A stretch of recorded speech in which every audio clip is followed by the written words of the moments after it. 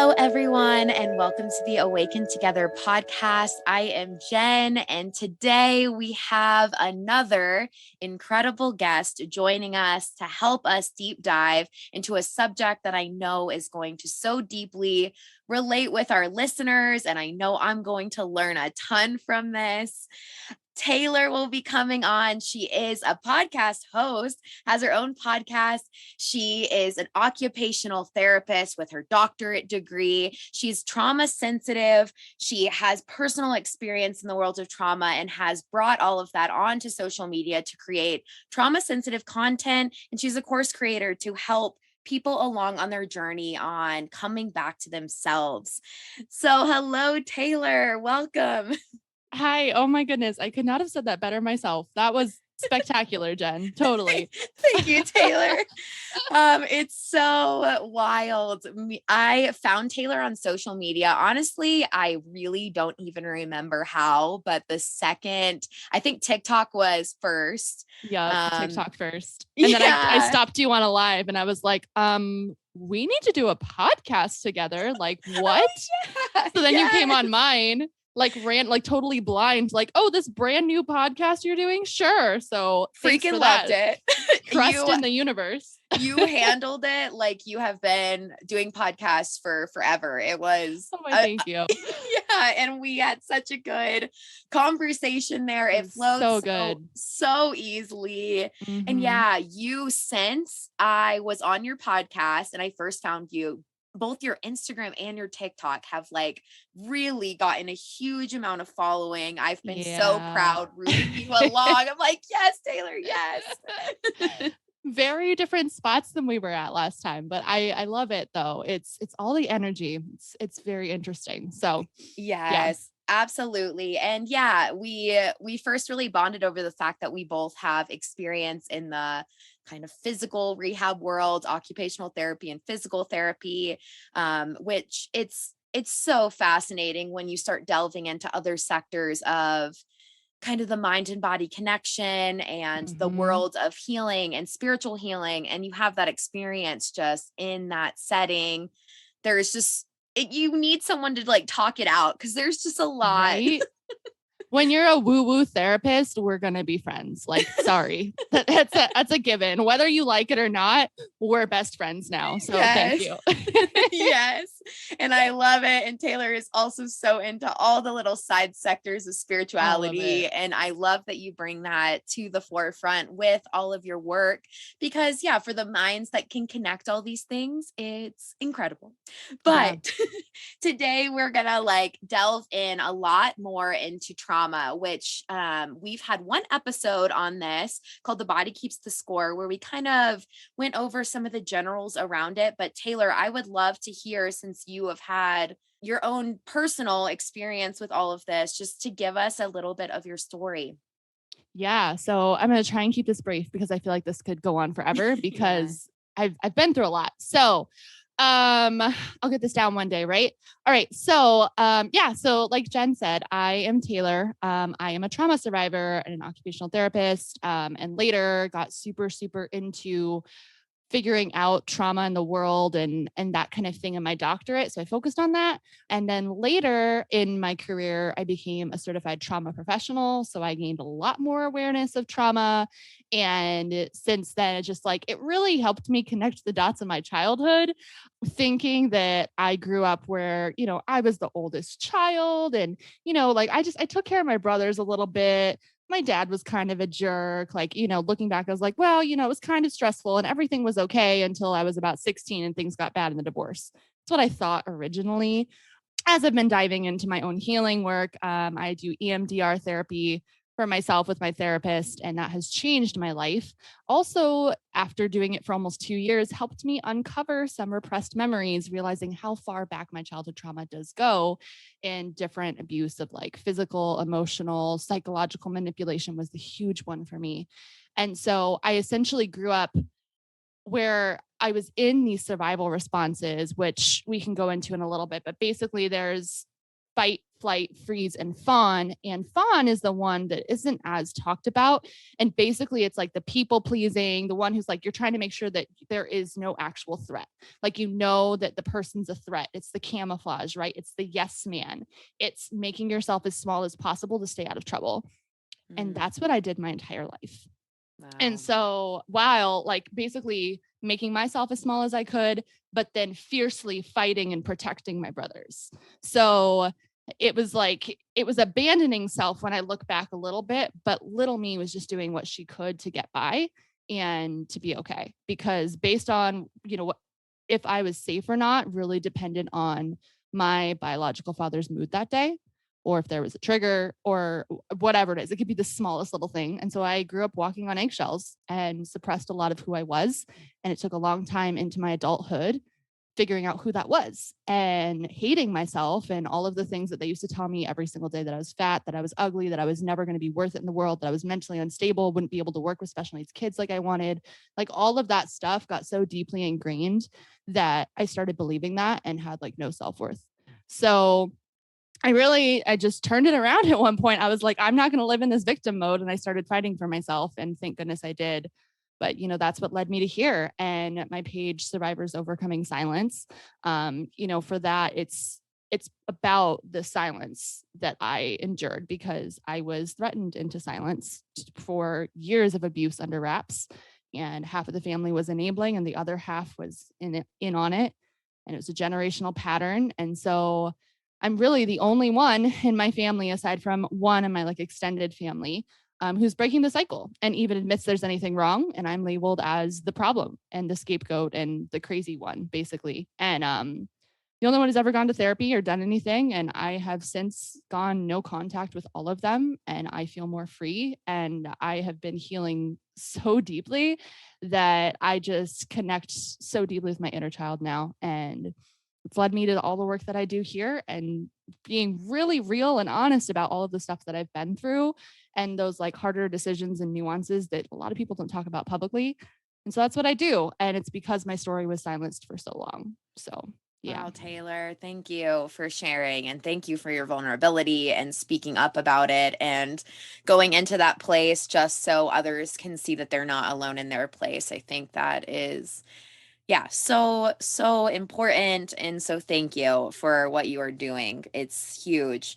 Yeah, I would love to hear, when was the first time you were like, it really clicked, like, oh, I'm gonna need some help with all of this. Like, this is when did you first start realizing like I guess realizing the signs in your body and knowing that there was something kind of off? So it's interesting because I kind of recognized around when I was 16 that there was trauma Yeah. without being able to label it. My parents went through a messy divorce. I was triangulated, basically put in the middle of it. My biological father told me about how he was going to secretly move out while my mom was gone on a business trip for 6 weeks. But I wasn't allowed to tell her. Long story short, I told her he was my abuser and she wasn't. And Mm. so got messy. And then they threatened to make my life a living hell. And that's kind of when my like thing started because I really was seen as like the enemy Yeah. actively by my bio father. And so I noticed it then and I recognized that like my biological father is absolutely an overt narcissist. Yeah. And so knew exactly what buttons to push in order to make me react. And I remember there are so many times where like when they would hit a button or a trigger or something, like my body would just go out of control, like Mm. just screaming. And it was protective, but like it took me a while to come down. I remember like logically trying to control everything and I couldn't. And meanwhile, they were just saying like they would poke until I would fight back. And then just smile and have that like really gross, evil looking smirk, like, ha, gotcha, you are the crazy one. So Wow. that's when I really realized that. I feel like in my adulthood and my very first relationship was when I recognized how deeply my relational wounds went Oh, yeah. in trauma. And I was super codependent and super anxiously attached. And that's really when I was like, oh, this impacted me a whole lot more than I thought it did. Like, I just thought I worked through my emotions. And like by this point, when I was in a relationship with this guy, like my first relationship, serious one, was like when I was 20, turning 21. and I had worked through so many of my emotions, and I learned how to gain emotional regulation and gain control of my emotions and my triggers through beginning therapy, but also just it's what I had to do to survive. Otherwise, things would be pinned against me. So I had to learn real quick growing up how to keep myself as calm as possible to not give them any leverage. So Wow. when I recognized in that relationship that there was more, that's when I was like, oh, this goes really, really deep. Like really Yeah. deep. Yeah, it literally comes in layers as you start trying to, yeah, build the bridge of where the disconnect started and yeah, starts and ends or doesn't even end, like where it just Yeah. begins. So I you know. I can, used to think there was a beginning point or like, it was like, oh, it started right here. And now as I'm getting more memories back younger, like I'm all the way back to 7 years old now. And I wow. still think there's more. So I'm like, Wow. oh, okay. That's interesting. So that's a new thing. I'm glad Yeah. you said the relationship thing because I feel Mm-hmm. like when you first start trying to interact in your own form of relationships when you're out of the household or you're a little bit stepped up, I think you start to like realize how much you're bringing old patterns in. And it's like very Yeah. confusing to watch, like watch Yeah. yourself and you're like, okay, well, clearly it can't go exactly how I envisioned in my mind because I'm Mm-hmm. not quite functioning like I want to be. Yeah, Yep. noticing like how easily you can get set off by people and what's still lingering even when you're away. Cause I think when at least when I was young, I think I realized my family was the problem. And if I could just get away from it, then I would be fine, not knowing Mm-hmm. anything about how, yeah, my body's presets at this point were not quite correct. Yep. And that I was going to have a lot to unwind from that. And the other interesting experience on my journey has been, yeah, so much religion trauma. I've talked about that Mm. several times on this podcast, but Yeah, I have that too. oh my gosh. Yeah, you Yeah. peel back the layers and you just realize how much that led to kind of a compliance and people pleasing and Mm-hmm. heavy masking and heavy repression and And all the anti-spirituality, like anti-self absolute. spirituality. Oh my God, Taylor. Yes. Absolutely. Took me a So while much to get fear. there. Same. And yeah, every single thing that's kind of come on my path, I've had so much skepticism and fear around it. And it took so long to kind of pinpoint what was going to work for me and what I didn't need it as a part of my life and it to erase the labels that had been put into my head on what equals what by my family. It takes so much longer. It's so much easier said than done. Yeah, absolutely Absolutely. is. Yeah. So tell me a little bit. I'd love to hear about EMDR and just some of the stuff that you've explored personally. And then we Mhm. can kind of do another overview on, yeah, what trauma looks like for the average person. Sure. So EMDR therapy, I always say the wrong. If I remember correctly, it's eye movement desensitization and reprocessing. Yep. Double Sounds check right. that. Okay, Yes. I was gonna say double check that. I always just say EMDR. I'm like, I know that I just always mess up one of the words. But Uh-huh. so basically, what happens is there with every trauma memory, there is some kind of belief within there that is adding to the trigger. Either I'm not good enough, I'm unsafe. It's the message that we assign to the memory that allows it to be stored as trauma. Okay. And so what we do at first is when you're tapping into the memories before you even get into basically like when you have EMDR, it's like you go back into your mind and you watch this trauma memory like a movie and you work to reprocess it. Okay. It's not as scary as it sounds. Trust me, I used to be terrified of this and it has changed my life. And I'm so glad that I took a couple years and eventually made the courage to do it. So basically, you start off with EMDR, and the way my process goes is that you come up with how intense the feeling in your body is. Like, where do you feel it? So I usually feel it in my stomach or my heart. And how intense does it feel when you bring up this? Or there's an image attached to it. Like, for instance, let's talk about my most recent thing. I was recently triggered by my haircut. It's interesting. I had a little bit more of a blunt bang, and my hair, I had it toned down a little bit darker, and it just happened to be almost the exact shade of my little brother who had a bowl cut when he was younger. And that image kept popping in my head, and I felt out of control. And I really didn't understand what was happening. And so then what I really ended up doing, luckily I was on the way to therapy. And so she's like, okay, how intense is this? And I was like, honestly, this is the most intense this is one it's ever been. And it's like a 9 out of 10. And trying to feel like what the negative cognition was with that. And it was just, I am overwhelmed and unsafe, just completely overwhelmed and unsafe. And then my therapist would ask me, okay, so what do you want to believe differently about that once we work through this? It's like, oh, I did the best I could. And, I had control of what I did, like trying to reframe a little bit, like not changing reality, but trying to see how I can see it a little bit differently. And so then like, okay, so then basically there's a bilateral stimulation of the brain. So I use buzzers in my hand. Some people do tapping, that kind of thing, but basically it's to get both parts of the brain online and to bring up this memory in order to be processed. So the first thing that my therapist does is I hold each of the buzzers in each hand. And basically the idea is for bilateral stimulation of the brain. It's going to go back and forth alternating. Okay. So I have one in each palm and it's just like a vibration when they go off. So she starts it at first when I go into the memory that like the intense trauma that I'm feeling. She starts off with like a higher vibration and it's like, it's harder in my palm and it's faster back and forth. And so then we go in for short bursts and just be like, okay, just follow wherever your brain takes you. And so I take my deep breaths, I do all my grounding stuff. I already have my coping strategies and my escape strategies if I need them at any point, because I've been doing this for a while and that's about safety. So I go in and she goes, okay, I'll tell you when to stop. I'm like, okay. And I can always stop before if I need to, if it gets too intense. So again, going in, like watching a movie, following the original image that comes up in my head. And then I'm just trusting my brain to lead me where it needs to lead. And sometimes it'll make sense and it'll like play like a movie. And sometimes memories will start connecting from all over my childhood that I recognize later has to do with the same kind of core belief that's wounded. So like, I'm not enough. Or, one time I talked about having issues with friends and I was worried more about my current relationships. And then it went back to me as a teenager, me as a child, me always being bullied. So it was just like bopped around and I was like, oh, so it was like connecting triggers for me to help me unwind it. Wow. Which was another thing, was super cool.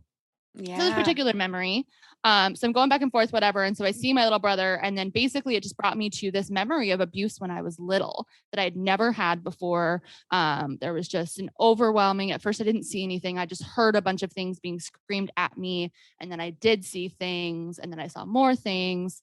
And then every single time my therapist would be like, okay, stop. What did you notice?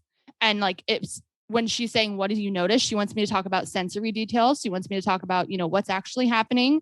How am I actually feeling in this situation? Who's there? What kind of control do I have? What are my escapes? How is my body reacting? All of that stuff. And again, it's just trusting your brain where it's led.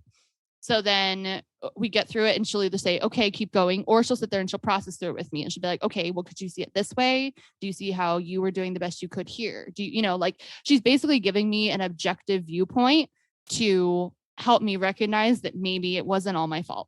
You know what I mean? So, and then we kind of go back in and work through the memory. And then once I get back to my stage of safety and I feel like I've processed quite a bit and I've gotten all that I can out of the actual memory, then she does the buzzers again, but it's very calm vibration and it goes back and forth super slow. So instead of like half a second or faster back and forth, now when I'm doing my breathing and I'm going to store it again, and I go to my safe place in my head to put this memory back in my chest where it needs to go so it doesn't come up for me later. All a visualization thing, tons of that in there. And then I breathe through it and kind of close out what I need to. And then the buzzers are like every 2 to 3 seconds they switch, super calm. And then I tell her when I'm ready to stop. And then we kind of talk about more. How are you feeling now? How intense is it now? Is there a change from what it was before? And what's really, really strange, I still don't understand how it works. And it works so well, at least for me, is that I can go in with an out of control feeling. And then after I've processed through it and like watch it back like a movie, so much less intense. Sometimes it's non-existent after the fact. Yeah.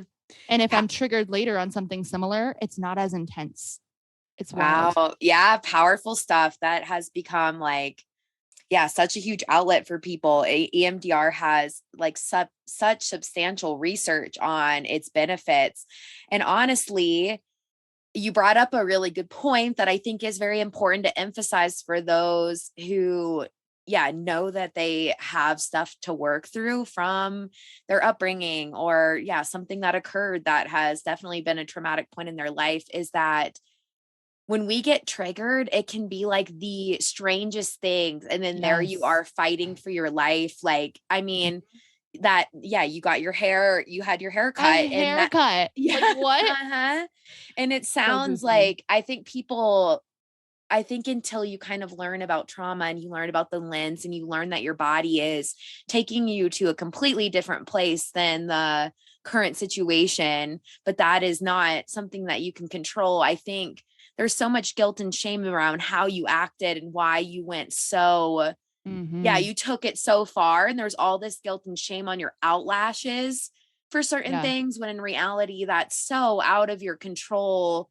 In the moment, it's something you can definitely work on and get like to the, yeah, to the point where you're, yeah, the triggering gets so much less and so much less often, and so much less deep. But I think the important step one is knowing that it is not your fault that your body is taking Mm-mm. you there in those moments. No. And, I would say that the fact that your body did react that way is even more validation that something is wrong, Yeah, because your absolutely. body is not just going to jump to that. Like as a child, you're not just automatically going to always go into fight or flight unless there is something consistently unsafe in your environment. Like Mm-hmm. there are always going to be some instances, yes, but if you're recognizing that as a kid you were chronically like this, there may be more to it. And, I was always told that I was over dramatic, I was making it up, like all of this stuff that is absolutely not true. And saying that I don't experience trauma. And it's interesting because it's like trauma is such an individual thing. It's based Mm-hmm. on someone's context internally and their skills and their environment and the past experiences and relationships and like I'm sure genes and generational patterns as well, that like your body stores it as trauma if your body determines it's trauma. What your Mm-hmm. body determines as trauma may not be what someone else's body determines as trauma, because they have different resiliency factors. Absolutely. And And so, it's, yeah, you can't tell people they didn't experience trauma because you're not in their body.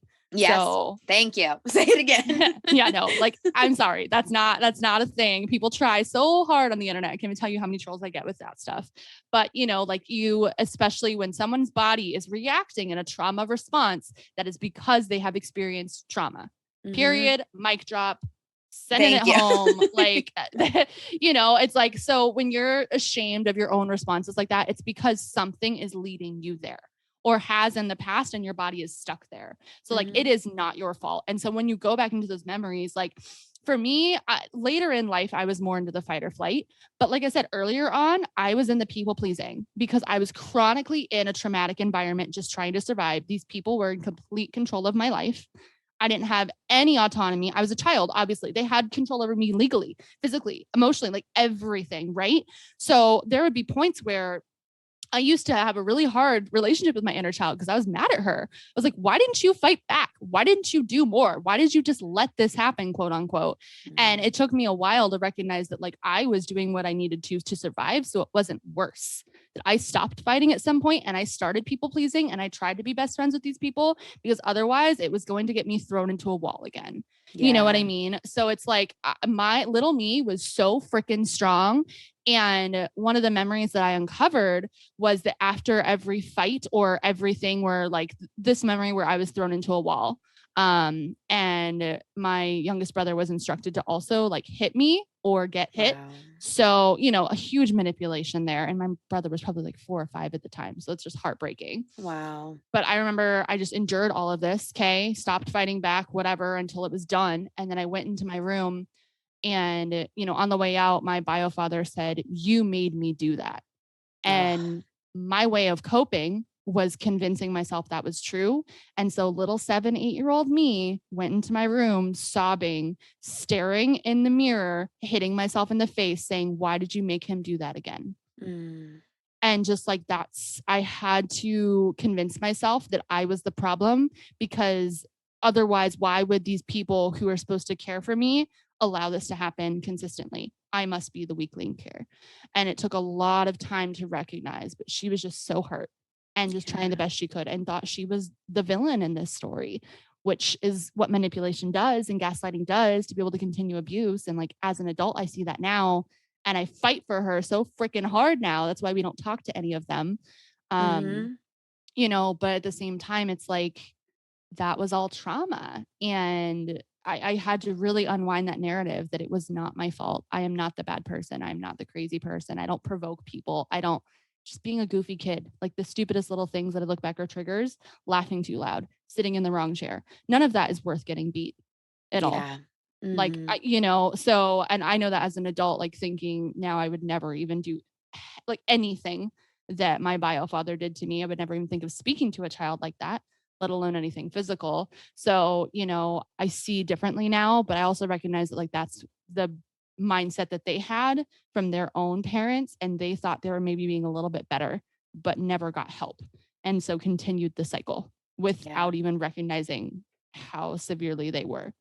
And that's what Yeah. generational trauma is. Absolutely. And yeah, I like what you said, because that's definitely a part of the journey, especially when yeah, you're first starting off, is you really have to figure out what those underlying messages are that you possibly had started to believe about yourself, that were Mm-hmm. playing, that you were building, that became your foundations to build like this whole lie against yourself. Like, yeah, I'm not as smart as everyone else, or I'm not this, or just these little lies like, yeah, I'm the problem, I'm the issue. And so many of your protective responses are to prove that you're not a problem, to prove you're not an Mm-hmm. issue, to you have to look at those like base stories that you started to believe. And then, yeah, looking through with a therapist or someone that can coach and help and guide, you have to see that where the root of that story is somewhat from. I don't think you have to necessarily trace everyone back, but knowing that you've No. created these stories and that they're probably the reason you're acting through on some things is a very important like first step. And I think we in the spiritual world, it's kind of all chalked up to shadow work. Yeah, looking at the why behind. But let's shift into inner child healing because that is yeah, it's there's I think there's really two parts to it. I think there is looking at the inner child wounds that are present, which is still, yeah, Mm-hmm. pretty much the same. Like what messages did you receive as a child, and what actions did that end up leading to, that you followed through on?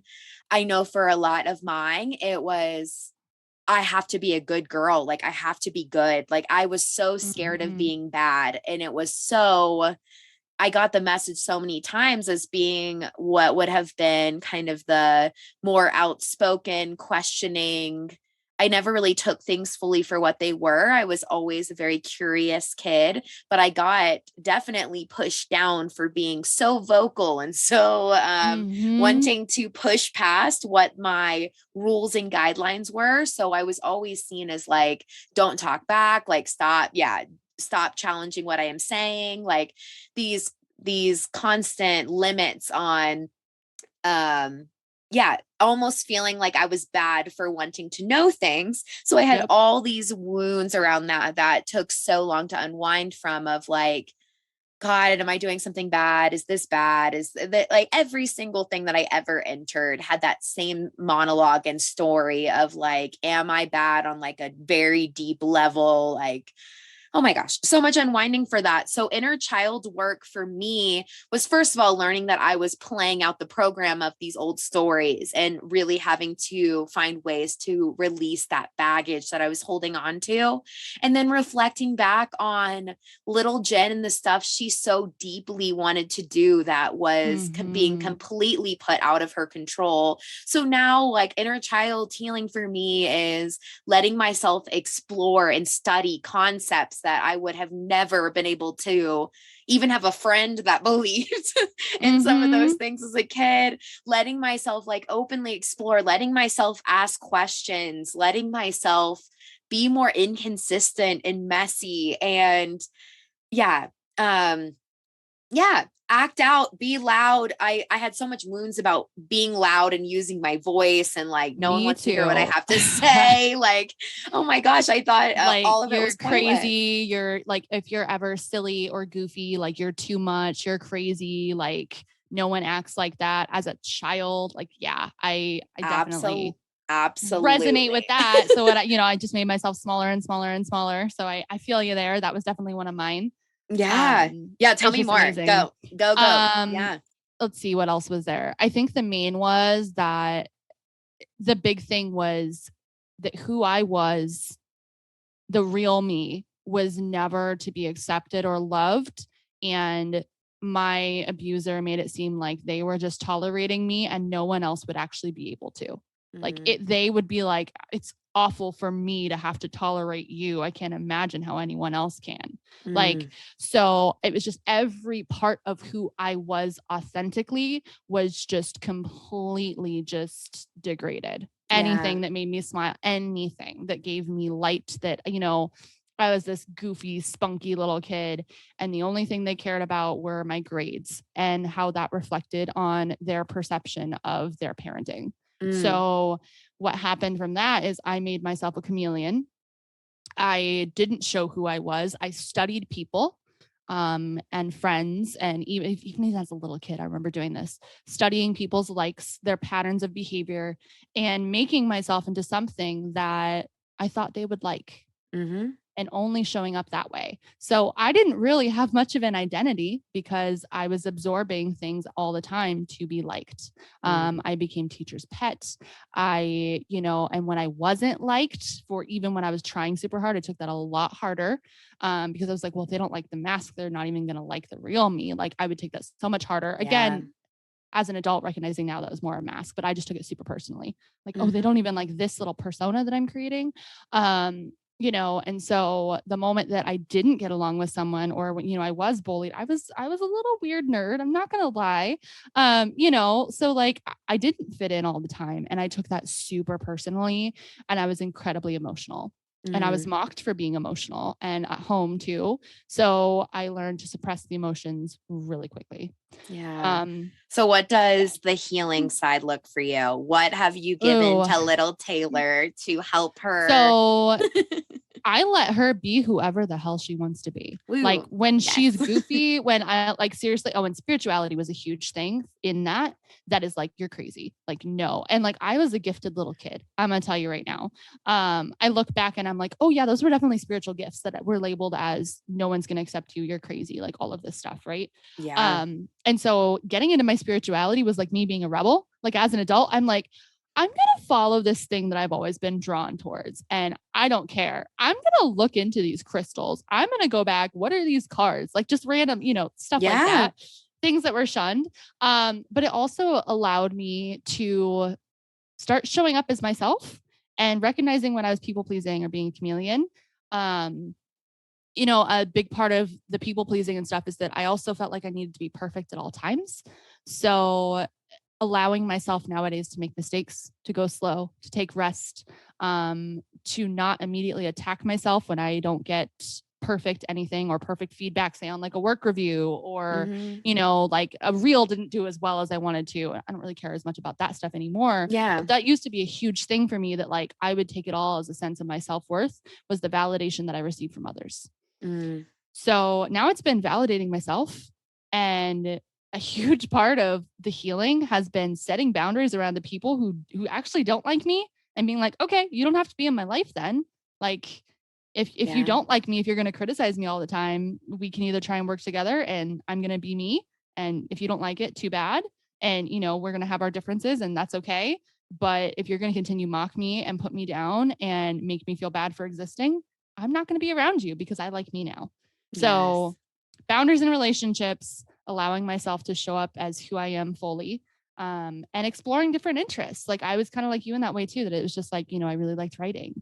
I was put more into theater as a kid, and choir later on, but I was more into the singing part. So I did more of the singing as an adult. It's like Mm-hmm. taking back the control that had always been put on me in my life and allowing Yes. independence.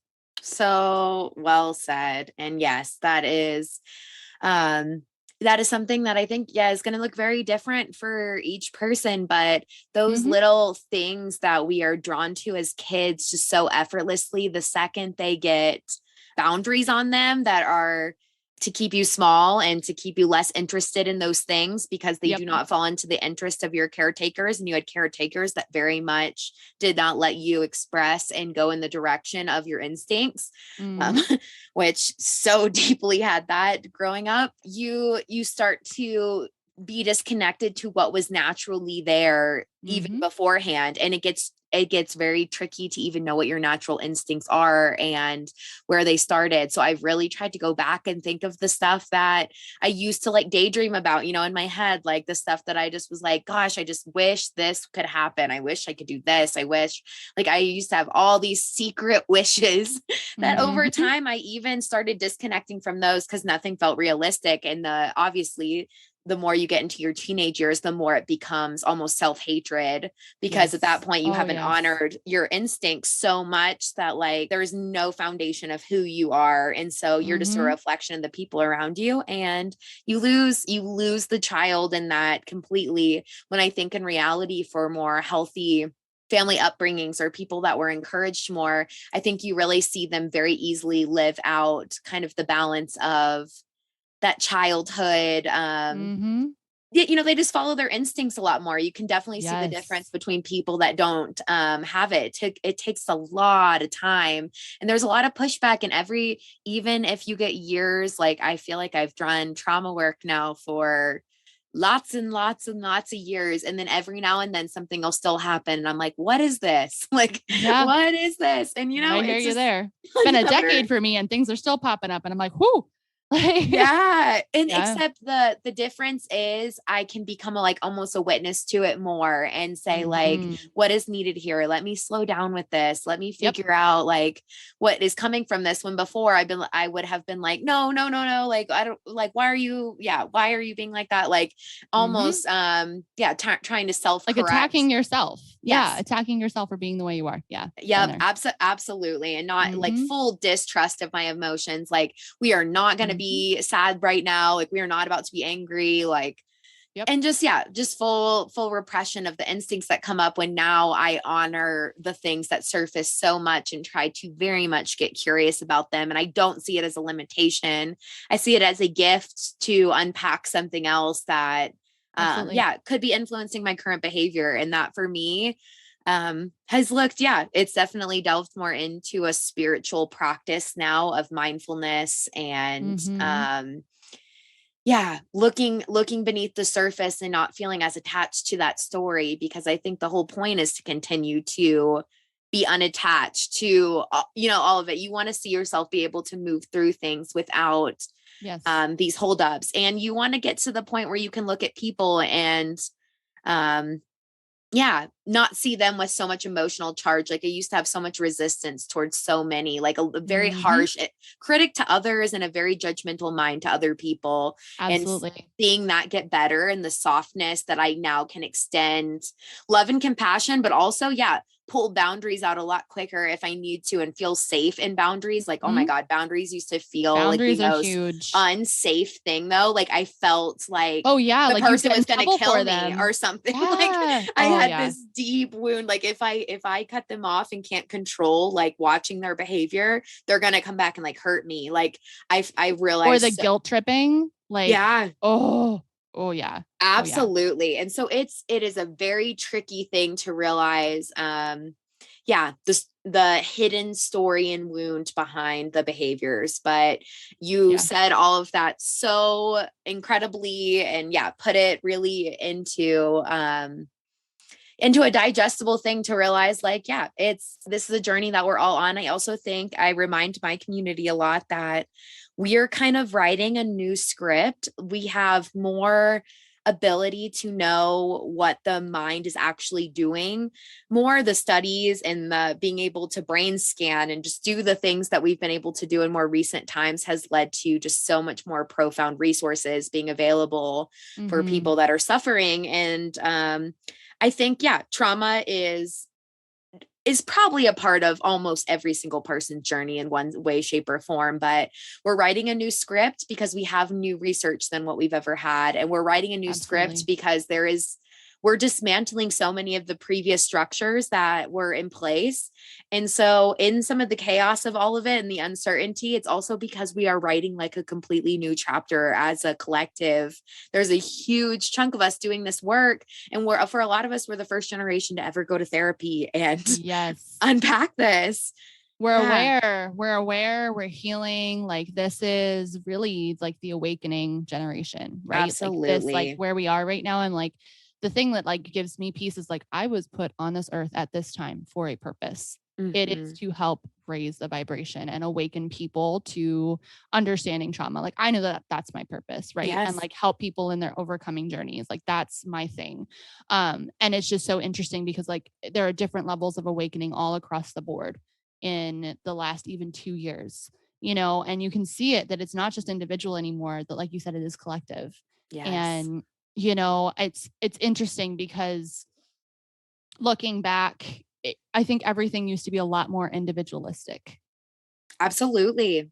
and now we're kind of coming together and it's kind of beautiful. Like It's so obviously there's beautiful. stuff, but it's Uh-huh. beautiful. Yeah. I am endlessly, if I ever kind of, yeah, it's a more intentional way of living. It's a more conscious way of living, and the Mm-hmm. unconscious can feel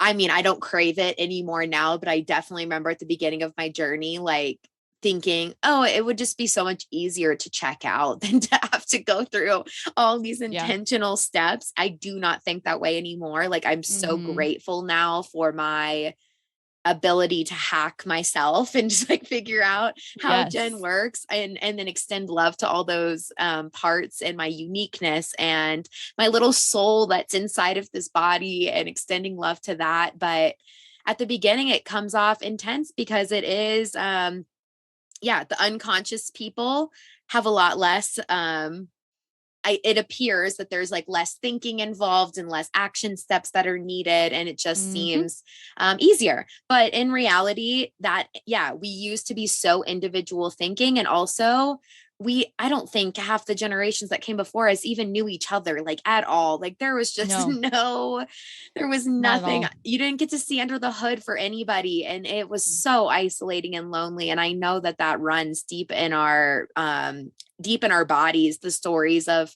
the generations that came before us, and that we are unpacking so much. But this is the first group that I think is doing, in a long time, doing very, yeah, collective thinking, like you said. And Yep. that is what it's all about. And I think trauma is a very important conversation in all this, because I've definitely seen, this can be our final like thought on it, but I've definitely seen people go the spiritual route without kind of maybe adding in the layer of some of the psychology and mental health stuff that we know.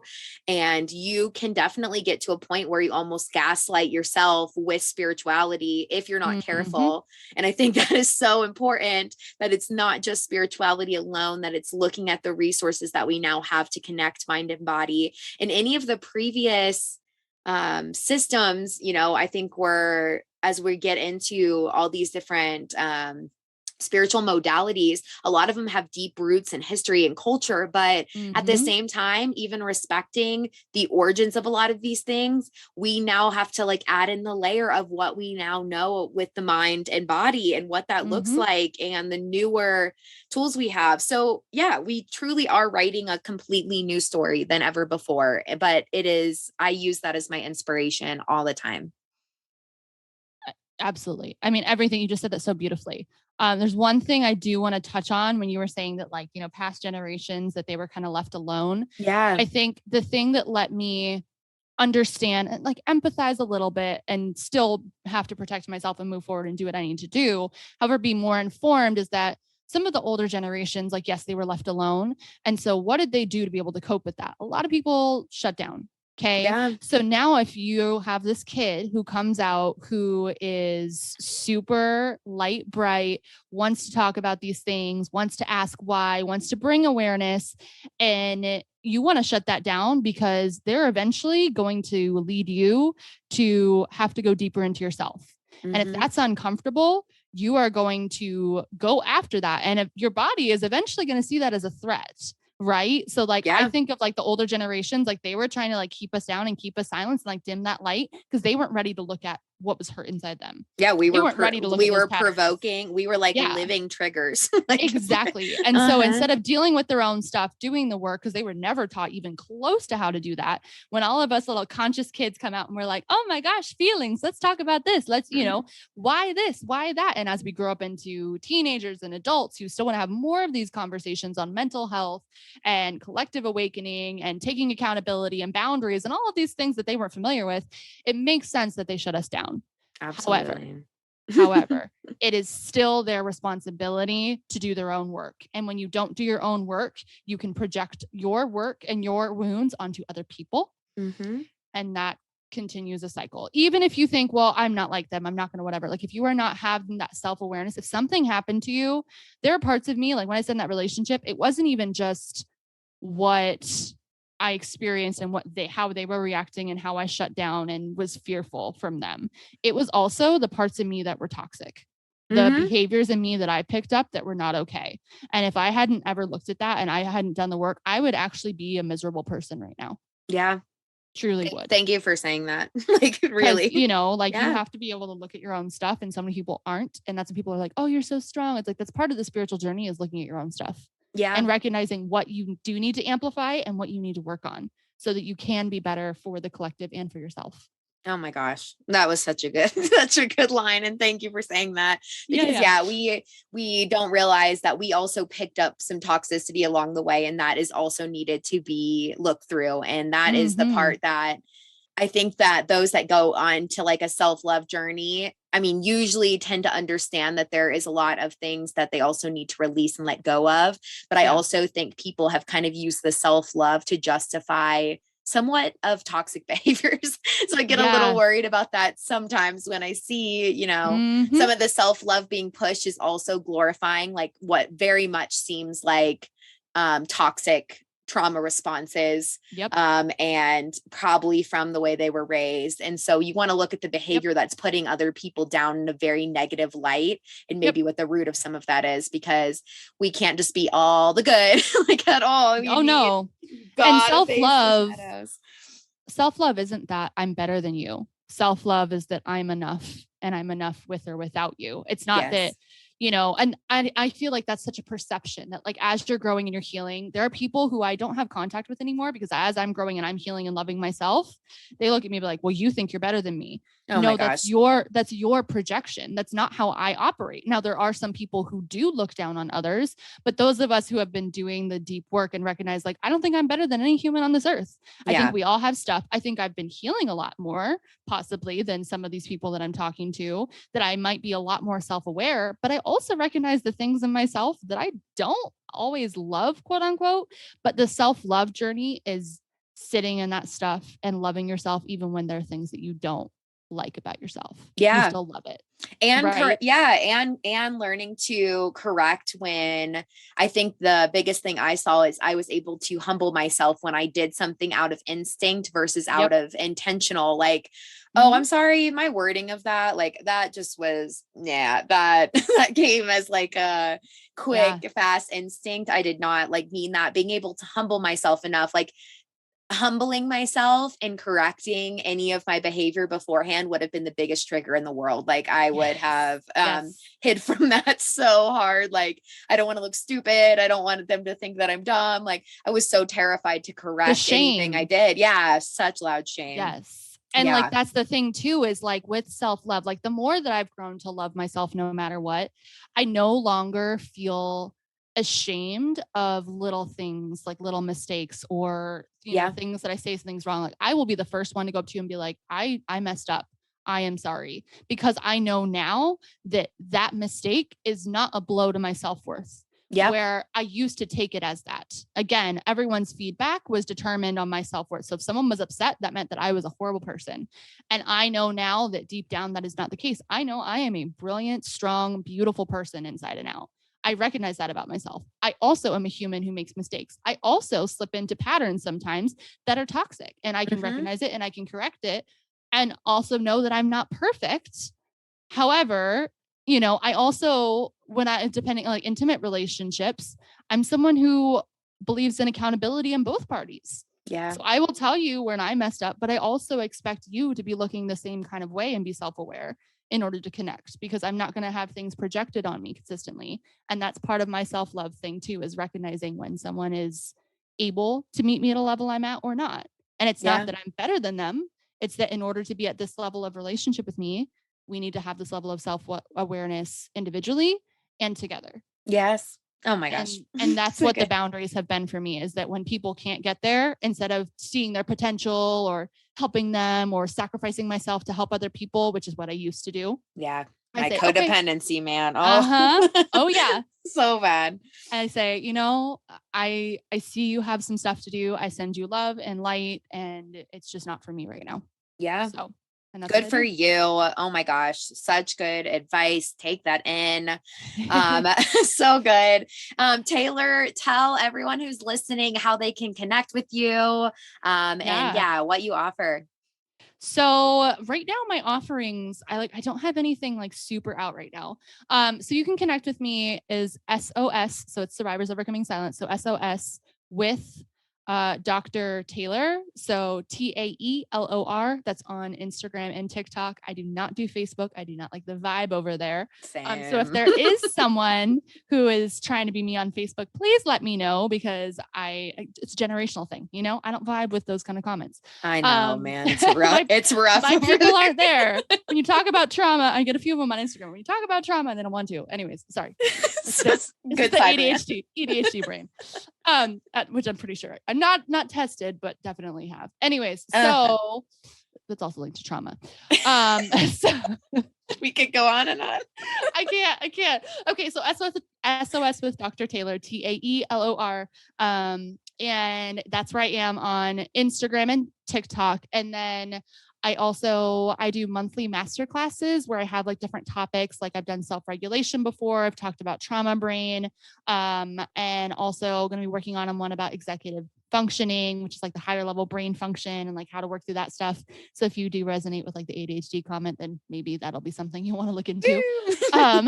Just saying, makes life a little bit easier when you know about it and how to kind of work through it. That's my occupational therapy mind right there. So I do stuff like that, but I'm also working on a giant course series that it's coming out, and really helping people get through trauma and like understanding like different levels of self-awareness. It's going to be holistic wellness is my focus, all about, mind, body, spirit, but we're looking at like the physical body, your emotions, your mental health, your spiritual health, social, like everything. That is kind of like my focus. Also very OT, but also spiritual in nature. So really helping you figure out those aspects of yourself. And I do courses and stuff on that and growth and all the stuff. If you're a professional and you want me to come speak and do stuff like that, you can reach out to me on Instagram, and I do that kind of stuff too. So yeah, amazing. You make the greatest content. Definitely. We will share you on our page when this episode comes out. And yeah, thank you so much, Taelor. Our souls were meant to find each other. We knew that right away. And yes, vibing high. Thank you for coming. We will talk soon. All right. Bye.